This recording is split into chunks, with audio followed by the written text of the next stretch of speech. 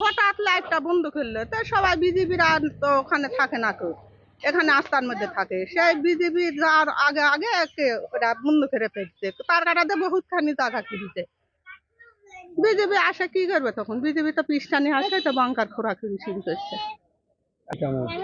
এখন ভালো নাও খায় আছে, বিডিআ তো সব বিজেপি তো রেডি হয়ে আছে, কখন হামলা হয় কি হয় না হয়।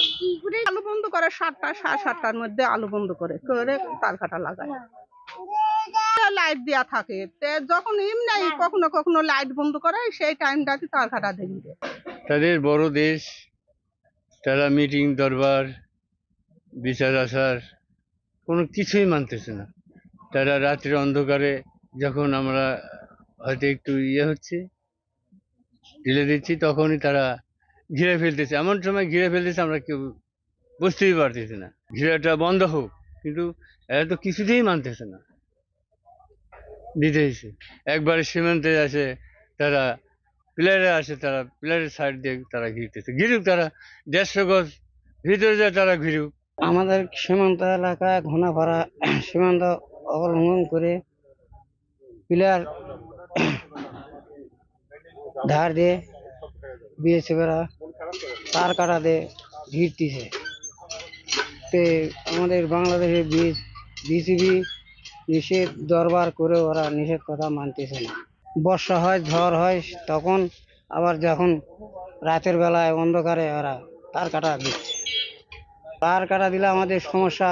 সীমান্ত এলাকায় জমা জমি আছে, গরু বকরি যাবে, যদি ওরা ভুট করে গুলি করে মারি দেয় যে তার কাটতে আছে, এখন আমরা কি করব? বিশেষ করে ওরা এমন ভাবে দিছে এখানে 150 গজ নিয়ম, যেটা 150 গজ ভিতরে দেওয়ার, কিন্তু ওই 150 গজ ভিতরে না দিয়ে আমাদের বাংলাদেশের সীমানায় একবারে জিরো টলারেন্সের ভিতরে একবারে দিয়ে দিছে।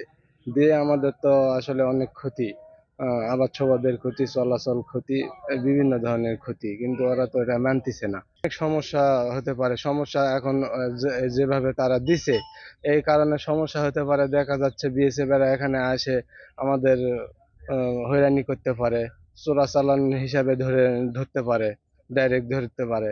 তো এই কারণে 150 গজ তাদের ভিতরে দেওয়া উচিত, নাহলে আমাদের অনেক সমস্যা হতে পারে। আবার সবাদের হতে পারে, আবার গরু ছাগল আছে, অনেক সময় ক্ষতি হতে পারে। আমরা এর একটা স্থায়ী সমাধান চাই। আমরা সীমান্তবর্তী এলাকার জনগণ, আমরা কখনোই কোনো গ্যাঞ্জাম চাই না। হ্যাঁ, আমাদের বাপ দাদার পৈতৃক ভিটা এটা, আমরা এখান থেকে কোথায় যাব? আজকে যেটা হচ্ছে, সব সময় আমরা আতঙ্কের মধ্যে থাকতে হচ্ছে আমাদেরকে, কোন সময় কি হয়।